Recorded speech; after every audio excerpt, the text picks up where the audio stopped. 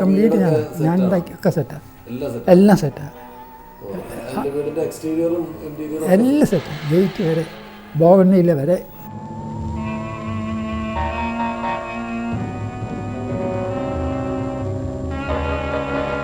വിൻസെൻറ്റും ഞാനും വളരെ അണ്ടർസ്റ്റാൻഡിങ്ങിലാണ്.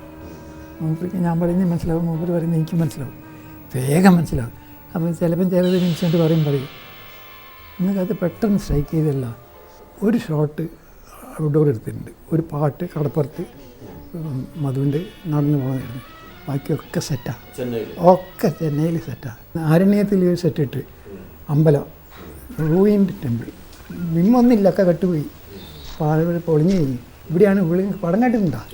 അതിൻ്റെ അത് വിളി വന്ന് എഴുതാനും അത് ഇന്ദിരാഗാന്ധിക്ക് കത്ത് എഴുതുകയൊക്കെ അല്ലേ. അപ്പോൾ ആ സെറ്റാണ് ഇട്ടതായ. ഒരു പ്രൊഡ്യൂസറും ഭാര്യ എഴുതിയ കഥ, പ്രൊഡ്യൂസർ ഹരിഹരൻ, ഞങ്ങളതിൻ്റെ ഷൂട്ടിങ് നടക്കുക, എൻ്റെ കാലൊക്കെ പൊട്ടി കെട്ടിയിട്ടൊക്കെ അല്ല. ഓർക്കൊരു പടം എടുക്കണം, ഹരിഹരൻ ഇത് കഴിഞ്ഞാൽ ഞങ്ങളെ പടം എടുക്കണം. ഇതെങ്ങനെ ഈ അമ്പലങ്ങൾ കണ്ടുപിടിച്ച് എങ്ങനെ നിങ്ങൾ കണ്ടുപിടിക്കുക? ഇത് ഞങ്ങൾ ഉണ്ടാക്കിയതാണ്. എന്താ മൊബൈൽ, ഞാൻ 1-2 സിനിമക്കൊക്കെ കഥയൊക്കെ എഴുതിയിട്ടുണ്ട്. ഞാൻ കുറച്ചൊക്കെ ഷൂട്ടിങ്ങൊക്കെ കണ്ട ആളാണ്. നിങ്ങൾ എന്തിനാ പരിഹസിക്കുന്നതെന്ന് ഞാനവിടെ ഇരിക്കുന്നുണ്ട്, എന്തിനാ പരിഹസിക്കുന്നതെന്ന് ഇരിക്കുന്നത് അതുകൊണ്ട് ഞാനാണെന്ന് പറഞ്ഞില്ല. അല്ല, അതിൽ എന്താ ടച്ചസ് അറിയാം. ഒരു അമ്പലം ഉണ്ടാക്കാൻ പറഞ്ഞാൽ ആരും ഏത് ഡയറക്ടറും, ഞാനൊരു വീരവാദം പറയല്ല, അവരൊരു റൂയിൻ ടെമ്പിൾ ഉണ്ടാക്കും. ഒരു വലിയൊരു മരമുള്ളത് ഇതിലുള്ളിലൂടെ ചെയ്യില്ല. ഇത്രയും പ്രസിദ്ധനായ ആർട്ട് ഡയറക്ടർ ചെയ്ത സിനിമയിൽ ഒരു സെറ്റ് പോലും ഇല്ല, സുറവേട്ട ഒരു സെറ്റ് പോലും ഉണ്ടായിരുന്നില്ല എന്നാണ്. ഹരിഹരൻ സാറിന്റെ ഒരുപാട് സിനിമകൾ സാർ ചെയ്തിട്ടുണ്ടല്ലോ, ഹരിഹരൻ സാർ. അതിലൊരു വളരെ പ്രസിദ്ധമായിട്ട് പറഞ്ഞു കേട്ടിട്ടുള്ള ഒരു വെള്ളം എന്ന് പറയുന്ന സിനിമ, വീട്ടിൻ്റെ അകത്ത് ഇങ്ങനെ വെള്ളം കയറും, ഇവിടെ മാളികമാരെ ഇരിക്കുക, അപ്പോൾ കോണിപ്പടിയൊക്കെ വെള്ളത്തിലായിക്കൊണ്ടിരിക്കുന്നു, കയറുക, അപ്പം പുറത്ത് വരാൻ കഴിയില്ല. നസീർ ഒരു ബോട്ട് എടുത്ത് ചെല്ലുക വീട്ടിൻ്റെ അകത്ത്. ആ വീട് ഗുരുവായൂരുള്ള ആനനെ വളർത്തുന്ന സ്ഥലമല്ലേ, അവിടെയുള്ള പഴയൊരു കെട്ടിടമാണ് ഔട്ട്ഡോർ ഞാൻ ഷൂട്ട് ചെയ്തത്, മുമ്പിലും അതും. ഇത് ഞാൻ ഇവിടെ സെറ്റിട്ടുണ്ടാവും, ഇത് വെള്ളത്തിലിട്ടുണ്ടാവും, വെള്ളം കയറ്റണം അതിനകത്ത്. അപ്പം ഇതിപ്പം ഞാനിത് പണ്ട് വെള്ളം കയറ്റിയിട്ടില്ല ഒരു വീട്ടിൽ. അപ്പം ക്യാമറമാൻ പറയുന്നുണ്ട്, ആരും കുറ്റം പറയല്ല കേട്ടോ, നമുക്ക് ഞാൻ എന്നിട്ട് അതിന് പറ്റിയൊരു വീട് വെള്ളത്തിന് വേണ്ടിയിട്ട് കണ്ടുപിടിച്ചു. പക്ഷെ അവിടെ വെള്ളം കയറ്റാൻ പറ്റില്ല, പക്ഷെ ബാക്കിയുള്ള കുറച്ച് സീൻസ് ഉണ്ട് അതെടുക്കാൻ. ഇവിടെ മുഴുവനും വെള്ളം കയറ്റാൻ സമയത്താൻ മതി. എത്ര ഏരിയ, ഒരു ഫുട്ബോൾ ഗ്രൗണ്ടിനെക്കാട്ടും വലിയ സ്ഥല, അത് മുഴുവനും വെള്ളം കയറ്റി എങ്ങനെയാണ്? വെള്ളമില്ലാത്ത നാട്, ഇവിടെ ഒരു അതൊക്കെ ബുദ്ധിമുട്ടാണ്. നമുക്ക് എങ്ങനെ അത് നമുക്ക് ടാർപ്പാളിങ് കൊണ്ടൊന്നുമില്ല, ടാർപ്പാളിനാണ്. ചെറിയ ഏരിയയിൽ വെള്ളം കയറ്റി അത് വീട്ടിൻ്റെ അകത്തേക്ക് കയറ്റാൻ ഒരു വലിയ പ്രശ്നമാണ്. ഈ ഇത് മദ്രാസിലുള്ള ഈ പൈപ്പില്ലേ, സിമെൻറ്റ് പൈപ്പ്, പൈപ്പുകൾ ഉണ്ടാക്കുന്ന ഒരു ഫാക്ടറി ഉണ്ട്. അവിടെ ഉപയോഗിക്കുമ്പോൾ ഒക്കെ ടാങ്കിലാണ് ക്യൂറിങ്ങിന് ഇടുക, ഇച്ചിരി വെള്ളം ഉണ്ടാവും.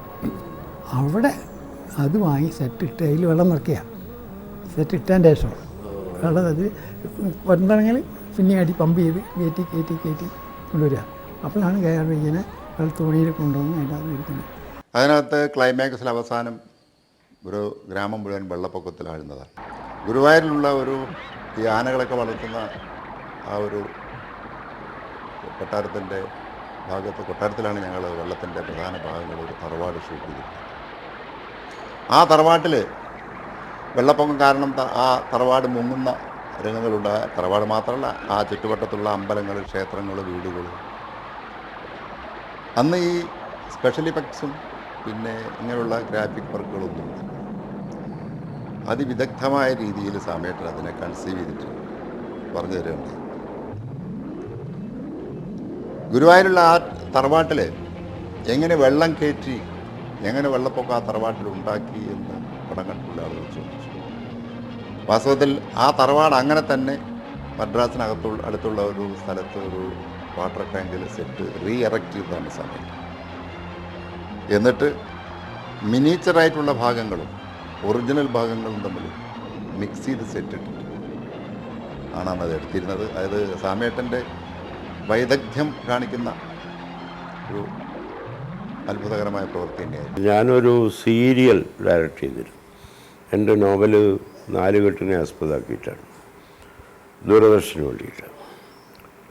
അതിലൊരു പ്രധാനപ്പെട്ട ഒരു ഭാഗം, ഒരു പുഴയിൽ വെള്ളം കയറി വെള്ളപ്പൊക്കമായി, എടുക്കാൻ പ്രയാസമായിട്ടല്ല, അതിൻ്റെ ചിലവ് ഇതൊക്കെ ആലോചിക്കുമ്പോൾ വളരെ പ്രശ്നം തോന്നിയിരുന്നു. പക്ഷേ സ്വാമിയേട്ടനായിട്ട് ആലോചിച്ചപ്പോൾ പറഞ്ഞു, ഇല്ല നമുക്ക് ഇത്രയൊന്നും ചിലവില്ലാതെ ഇത് എടുക്കാം. ഈ സ്ത്രീ താമസിക്കുന്ന വീടൊക്കെ നമ്മൾ ഷൂട്ട് ചെയ്തിട്ടുണ്ട്, ഒരു വീട് കണ്ടിട്ടുണ്ട്, അവിടെ വർക്ക് ചെയ്തിട്ടുണ്ട്. ആ വീടിൻ്റെ ഒരു ചെറിയ പതിപ്പ് നമുക്കൊരു സ്ഥലത്തുണ്ടാക്കാം. അപ്പോൾ അത് ഈ കുന്നംകുളം ആ പ്രദേശത്തെ ഈ മണ്ണെടുത്തിട്ടുള്ള വയലുകളിൽ ധാരാളം വെള്ളം പൊങ്ങി നിൽക്കുന്നുണ്ട്. ആ ഒരു സ്ഥലത്ത് ആ വീടിൻ്റെ ഒരു ചെറിയ പതിപ്പ്, നമുക്ക് മുഴുവൻ വീട് ആവശ്യമില്ല, അകത്തേക്ക് ഒരു വാതിൽ, തുറന്ന വാതിലിലൂടെ വെള്ളം കയറിയ വീട്ടിനകത്തേക്ക് തോണി വരണം. നേരത്തെ ഞങ്ങൾ വർക്ക് ചെയ്ത ആ വീടിൻ്റെ ചെറിയ ഒരു മാതൃക, അളവുകളൊക്കെ കൃത്യം, പക്ഷെ മുഴുവൻ വീട് ആവശ്യമില്ല. ഈ തോണി അകത്തേക്ക് വരുന്ന ആ ഭാഗം, അതായത് ചെറിയ ഉമ്മറും അകവും മാത്രമേ ആവശ്യമുള്ളൂ. അതിൻ്റെ അളവെടുത്തിട്ട് സ്വാമിയേട്ടൻ ഉണ്ടാക്കുന്നു. അത് ഈ വയലിൽ വെള്ളം നിറഞ്ഞു നിൽക്കുന്ന ഈ വയലിലാണ് ആ സെറ്റിട്ടത്. അവിടേക്കാണ് തോണി കൃത്യമായിട്ട് വരുന്നത്. അങ്ങനെ ആ രംഗം എടുത്തു. പിന്നീട് എന്നോട് പലരും ചോദിക്കേണ്ടായി, ഇപ്പോൾ ഈ സീരിയൽ എന്നൊക്കെ പറഞ്ഞാൽ അതിൻ്റെ ബഡ്ജറ്റൊക്കെ വളരെ കുറവായിരിക്കും.